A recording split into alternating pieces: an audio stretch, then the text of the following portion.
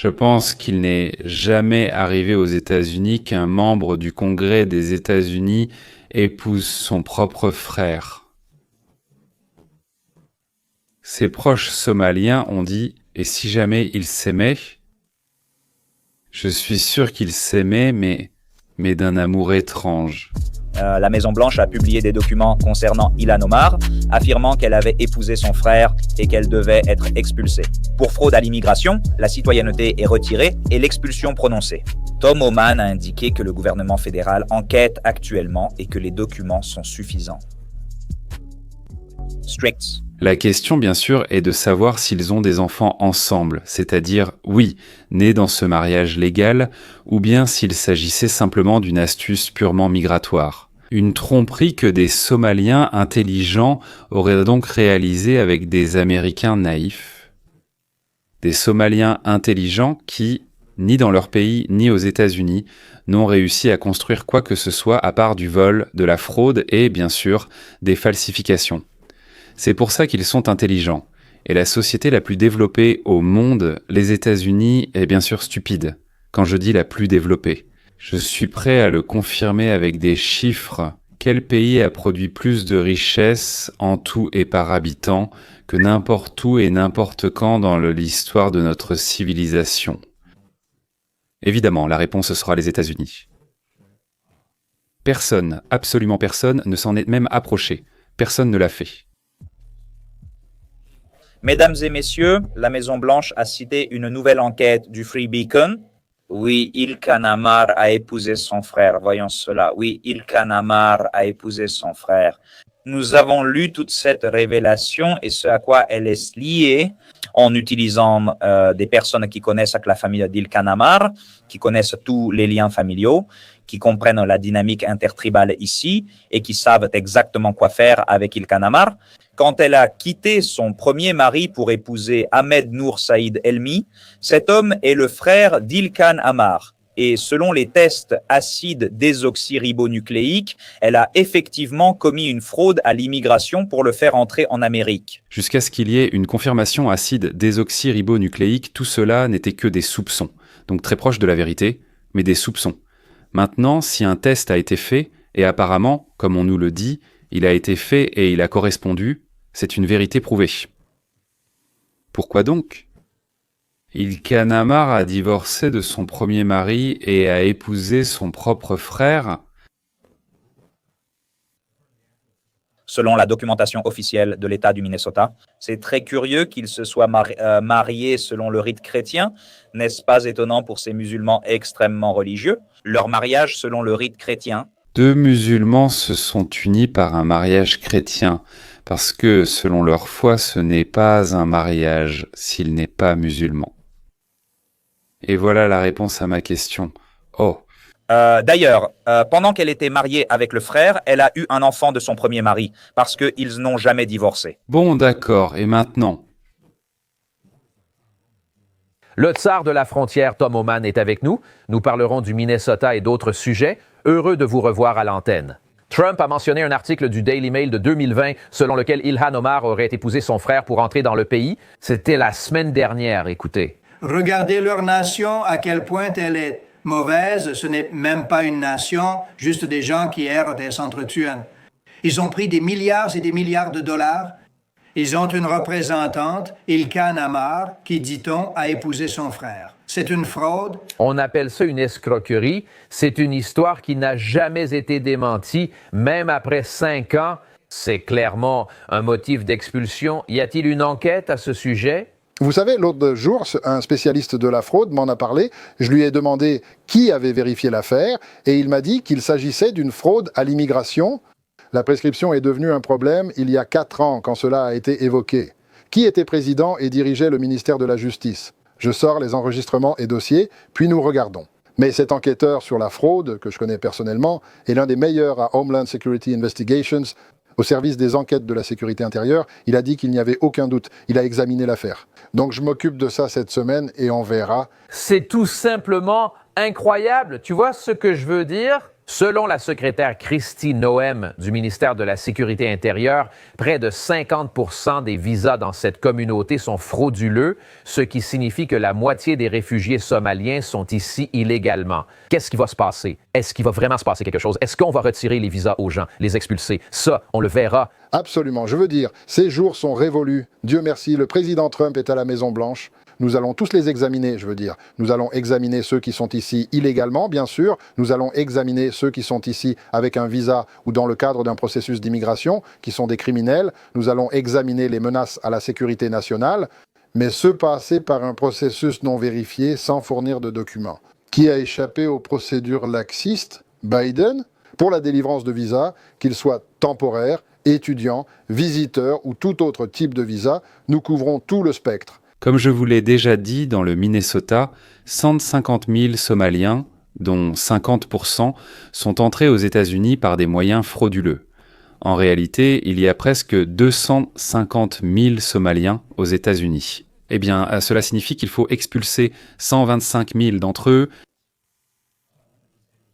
Si ce humain a besoin d'aide, l'administration Biden ne voulait pas que quelqu'un sache que les résultats du test acide désoxyribonucléique montraient 99, 99, 99, 99, 98%. La probabilité qu'Ammar et son ex-mari Ahmed Elmi, désormais ex-frère et sœur député, constituent un scandale. La Maison-Blanche, et disons que ce n'est sans doute pas l'essentiel de l'histoire, ce rapport est très détaillé, mais les faits présentés dans les documents publiés par la Maison-Blanche semblent incontestables. Une enquête est évidemment nécessaire. Oui, j'espère que ce sera le cas. C'est important dans cette fraude à l'immigration. Et si c'est vrai, est-ce évident? Des rumeurs circulaient depuis des années et enfin, une administration enquête sur la fraude à l'immigration. Et ce serait tellement poétique si Ilhan Omar avait trompé les États-Unis pour devenir citoyenne alors qu'elle est membre du Congrès. Le plus remarquable pour l'administration, c'est que si elle a commis une fraude à l'immigration, elle peut être expulsée. Je pense qu'il serait assez simple de prouver qu'ils sont entrés dans le pays de manière frauduleuse et donc qu'elle n'est pas légalement présente dans le pays. Par conséquent, elle peut être expulsée immédiatement. Mais il ne s'agit pas seulement du fait que les Samaritains sont venus ici avec de faux documents et par la tromperie, mais aussi qu'ils ont trompé les services sociaux des États-Unis grâce à leurs manœuvres frauduleuses.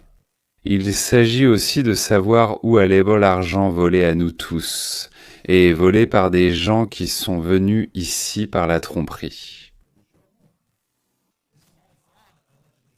L'escroquerie somalienne aurait financé le terrorisme musulman, celui-là même présent dans les rues de Washington et responsable du meurtre de notre garde nationale. Que faut-il faire avec les réfugiés afghans que Joe Biden a amenés ici en masse? Que faut-il faire avec les escrocs somaliens qui financent Al-Shabaab avec notre argent des impôts? Et nous savons que les Afghans n'ont pas passé la vérification. Ils doivent être entièrement contrôlés par l'administration actuelle et je suis sûr qu'ils y travaillent. Ils ont déjà trop de travail. Il leur faut plus d'agents Immigration and Customs Enforcement et de gardes-frontières pour énumérer la politique des frontières ouvertes de Joe Biden ces 4 dernières années et les 12 millions de clandestins dans notre pays. Hier, des témoignages ont révélé que l'administration Biden a permis à des centaines de terroristes connus d'entrer dans le pays et qu'il tente désormais de les retrouver et d'expulser. Mais ce n'est qu'une partie et la fraude doit être enquêtée par le ministère de la Justice. C'est un crime, un vol de l'argent des contribuables lorsque vous n'avez pas le droit de le recevoir.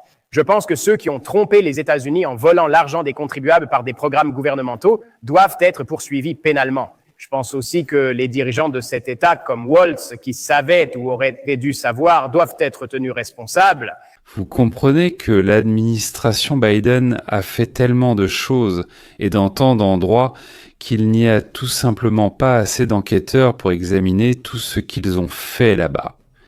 Mais les Somaliens intelligents, les Marocains intelligents, les Afghans intelligents et d'autres personnes intelligentes, pratiquement tous ceux qui sont venus ici pour nous tromper, tous sont intelligents, mais en réalité, ils ne se sont pas arrêtés simplement à nous tromper. Avec les trafiquants de drogue, nous perdons simplement notre temps. Souvenez-vous de cela, nous perdons simplement notre temps.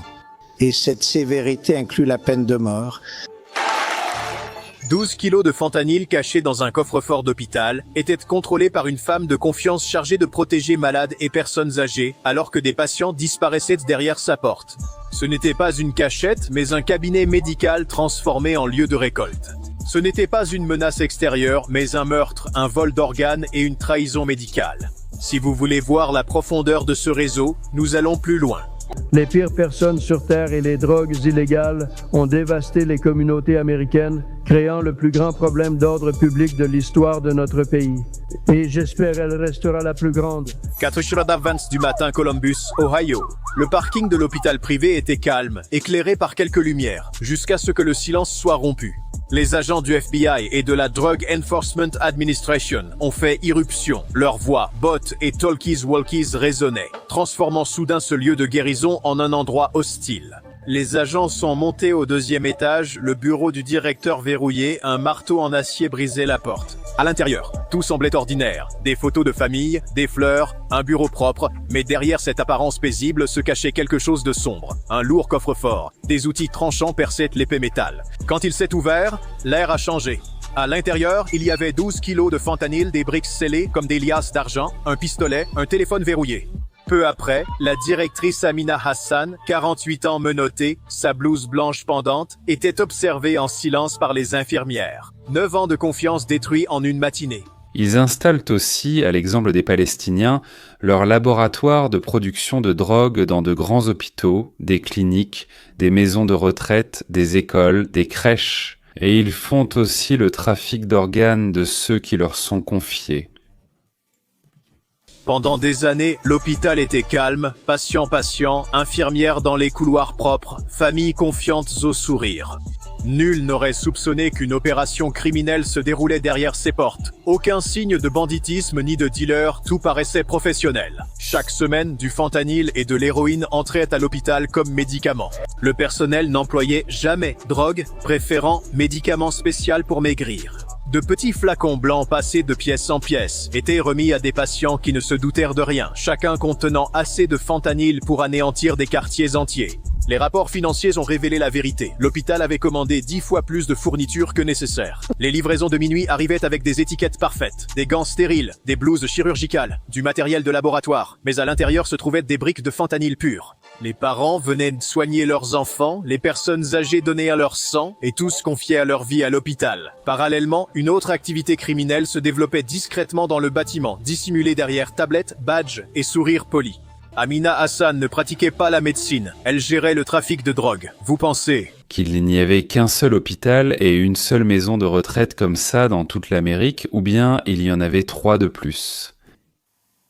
Et vous comprenez que cela a prospéré sous Biden malgré de nombreux témoignages et plaintes. Cela n'est jamais enquêté, cela n'a jamais été enquêté. Peut-être parce que tous ceux qui étaient au sommet de la pyramide étaient impliqués. Le plus effrayant n'était pas que ni fentanyl soit le plus terrifiant, mais plutôt la façon dont l'hôpital a appris à tuer légalement sur le papier et à prélever des organes sans éveiller de soupçons. Les victimes étaient des personnes âgées isolées, des patients sans famille, des sans-abri et des accidentés sédatés avant d'avoir pu parler. Ils étaient choisis parce que personne ne poserait de questions sur leur disparition. Les agents ont découvert un dispositif rendant le meurtre légal lors des autopsies. À leur arrivée, les patients étaient jugés critiques, et dans l'heure suivante, les documents montraient que le médecin et l'administrateur avaient approuvé un don d'organes en urgence. Beaucoup de victimes ne sont jamais revenues à elles. Un couloir, absent de toutes les cartes officielles, menait à une salle d'opération secrète. Lumière vive, table métallique et aucune intention de sauver des vies. Les registres n'indiquaient que des numéros pour identifier les corps. Aucune famille, consentement ou antécédents médicaux.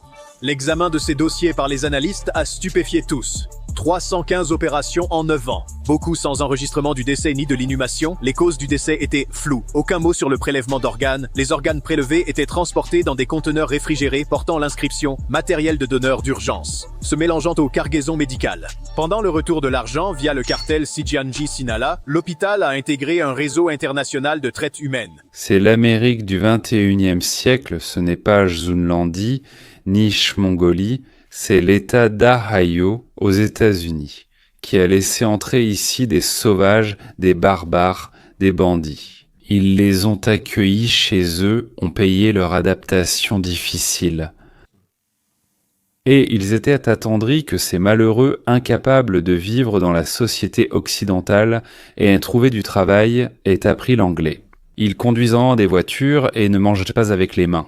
Eh bien, en fait, il s'est avéré qu'ils mangent avec les pieds. Dès qu'Amina Hassan a été arrêtée, les agents ont compris que l'hôpital n'était que le début de la carte. Au quartier général pédagogique, ils montrèrent des cliniques, des entrepôts, des entreprises dans l'Ohio, reliées par un seul réseau. L'ordre était clair, frapper partout jusqu'au coucher du soleil. Des convois non marqués traversaient l'État. Des camions blindés se garaient après des pharmacies, des hélicoptères survolaient silencieusement les rues gelées. Dans une clinique privée, 2 agents sont entrés par la porte de service. La salle d'attente était vide, mais la cave contenait des réfrigérateurs verrouillés remplis de conteneurs hermétiques. Les étiquettes signalaient que des échantillons médicaux et une forte odeur chimique régnaient. Sur la table, des instruments propres attendaient à une opération. Dans l'entrepôt, près de la rivière, des hommes armés attendaient derrière des caisses. Quand les fédéraux se sont approchés, une fusillade a éclaté. Les agents se sont abrités derrière les voitures, tandis que les balles frappèrent le métal et faisaient jaillir des étincelles. Les ordres étaient clairs, secs, sans panique. Une grenade assourdissante a explosé à la fenêtre latérale, éclairant la pièce en blanc. Et les tirs ont cessé au bout de la ville. Le camion frigorifique a tenté de fuir, moteur rugissant et fumée au pot d'échappement. Il a foncé sur le portail vers l'autoroute. 2 SUV fédéraux l'ont bloqué à temps.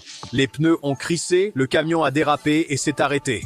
En ouvrant, les agents ont découvert des caisses d'argent et du miel scellé. Dans les réfrigérateurs, des organes humains étaient emballés dans du plastique et de la glace. Chez le policier, des agents ont découvert beaucoup d'argent liquide caché dans le plafond. Chez le directeur de la banque, ils ont trouvé des clés de coffre et des documents sur des virements offshore. La liste des noms s'allongeait d'heure en heure. À la tombée de la nuit, des dizaines de personnes étaient arrêtées dans tout l'État. Les preuves remplissaient camions et bureaux. Drogue, armes, rapports, dossiers. Lors de l'opération, la descente a révélé que l'hôpital était le centre. Mais la maladie s'était propagée partout. Les murs qui étaient censés protéger la vie protégeaient en réalité un empire criminel. Ohio s'est réveillé avec les gyrophares et le bruit des hélicoptères. La promesse de sécurité rompue révélait à tout l'État l'ampleur de la trahison. Ce n'est plus le Minnesota, je vous l'ai dit, c'est l'Ohio. Je ne sais pas exactement qui a été arrêté ni combien de personnes. Eh bien, dans le Minnesota, il y en a déjà environ 400. Oui, je ne sais pas jusqu'où va cette chaîne. Je n'ai pas trouvé de confirmation de tout cela dans les rapports du FBI, par exemple, mais peut-être que ce sont simplement des affaires en cours d'enquête, donc il n'y a pas de rapport.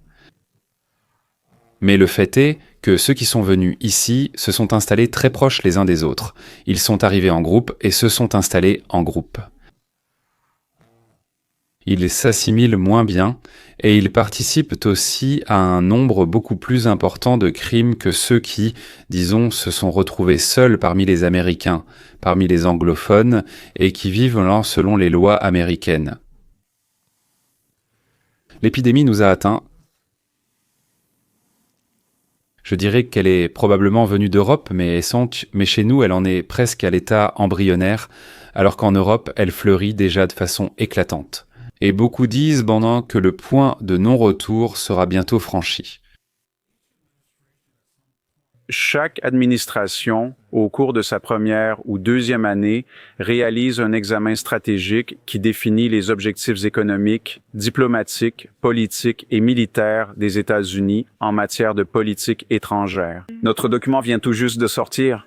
Et l'une des sections les plus controversées de ce document, qui, à mon avis, représentait dans l'ensemble une stratégie assez raisonnable, consistait simplement à affirmer que nos partenaires, les civilisations occidentales fondatrices, c'est-à-dire les Européens, se trouvent dans une situation extrêmement difficile. Les auteurs de l'évaluation stratégique ont affirmé être menacés d'effacement civilisationnel, et vous voyez ce que cela a provoqué chez les Européens.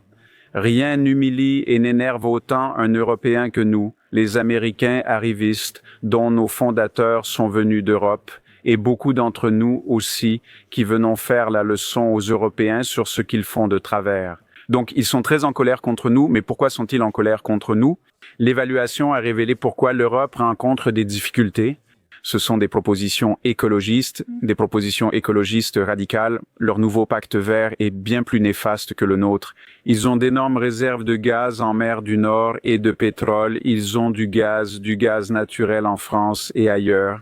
Et pourtant, ils sont obsédés, si je puis dire, par l'énergie éolienne et solaire qui est coûteuse et peu fiable. En conséquence, l'Europe n'est pas compétitive sur le marché économique mondial. Et l'Union européenne a perdu sa place dans le classement mondial du produit intérieur brut, elle a beaucoup chuté. Autrefois, elle était, avec les États-Unis, l'une des deux principales puissances économiques mondiales, mais en 20 ans, elle a considérablement perdu sa part du produit intérieur brut mondial. Son taux de natalité n'est pas comme le nôtre, 1,71, 1,75. C'est très inquiétant, le leur est de 1,39, leur population diminue et vieillit, et ce qui est bien plus important, leurs frontières restent ouvertes. 45 millions de personnes rentrent chez elles, principalement du Moyen-Orient. Et, contrairement à nous, ils n'ont absolument aucune histoire de ce qu'on appelle le creuset. Ils n'ont pas cette mobilité sociale entre les classes comme nous l'avons. C'est pourquoi il leur est très difficile d'acculturer, d'assimiler et d'intégrer les immigrés, surtout lorsqu'ils arrivent illégalement. Soyons francs, ils viennent surtout du Moyen-Orient, ce qui entraîne une augmentation forcée de l'islam.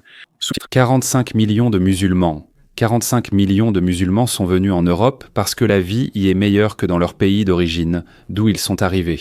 Et ils ont été autorisés à entrer en Europe. Et on a commencé à les nourrir, à leur donner à boire, à les habiller, à leur fournir un logement, à les soigner, et tout cela gratuitement. Eh bien là-bas, pour leurs beaux yeux, 45 millions de personnes dont beaucoup pensent qu'Allah a forcé ces idiots européens impies à travailler dur pour nourrir les musulmans, et que les musulmans doivent tout recevoir gratuitement. L'attitude des États-Unis dans ce rapport n'était pas la même. Vous auriez dû le faire, vous êtes mauvais, nous n'aimons pas ça. Non, c'était plutôt comme ça. Nous devons être frères, nous devons être des frères égaux, vous. L'Europe est la base de tout l'Occident, la Grèce, Rome, le pape, la Renaissance, les Lumières. Toute cette culture majestueuse est née chez vous. Et nous en sommes une branche, son produit, et nous voulons être vos partenaires, et nous voulons être vos égaux.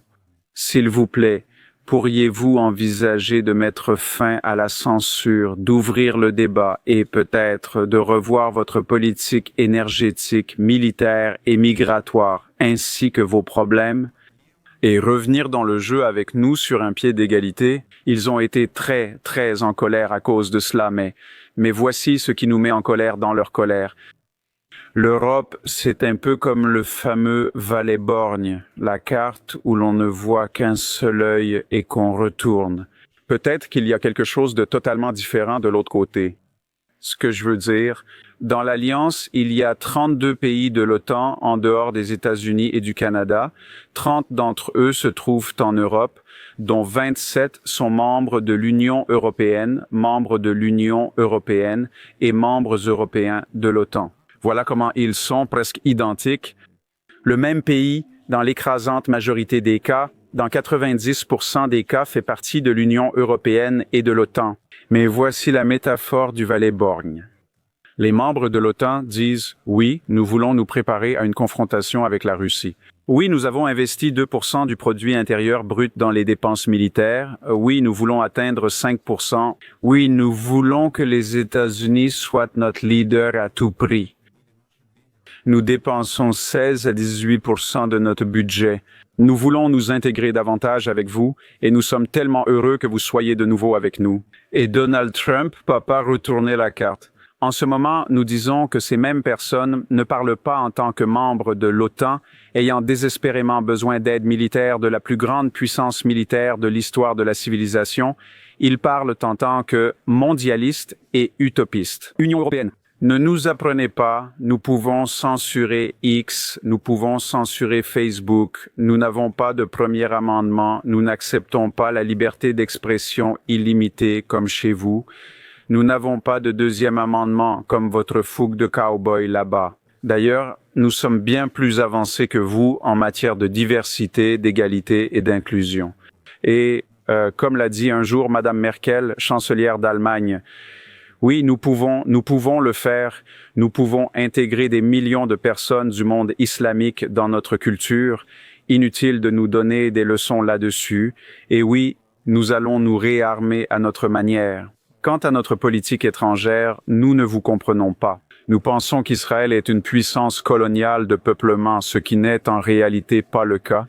Nous soutenons le Hamas ou le Hezbollah ou adoptons une autre approche privilégiant des solutions pacifiques. Nous ne sommes pas des hommes des cavernes. Alors comment nous, Américains, devons-nous percevoir l'Europe face à ce déclin que nous constatons? Car cela existe aussi aux États-Unis. Donc en fait, tout ce rapport disait cela, si l'on lit entre les lignes. Nous avons des problèmes de natalité, nous avons des problèmes d'émigration, nous avons des problèmes de terreur verte, nous avons des problèmes d'idées, nous avons des problèmes de pacifisme, mais contrairement à vous. Mais nous ne l'avons pas dit comme ça, nous nous en occupons, nous avons une contre-révolution. Tout ce que nous vous demandons, c'est de prendre en compte les voix dissidentes sur votre propre continent. Ils sont peut-être sur la bonne voie, peut-être qu'eux aussi, comme nous, ont découvert que ce système est toxique, celui avec lequel nous avons expérimenté en Amérique, tout comme vous en Europe. Nous sommes tous les deux des Occidentaux, alors arrêtons ces idées, les frontières ouvertes, le pacifisme, l'énergie verte, et revenons au jeu mondial. Parce que nous avons la Chine, l'Iran, la Corée du Nord et la Russie comme ennemis, alors que nous voulons être des partenaires. C'est l'évaluation réelle de la doctrine Trump. Je ne fais que le contrarier parce que je n'ai pas pu l'expliquer d'une manière aussi simple et précise que Victor Kenso l'a écrit.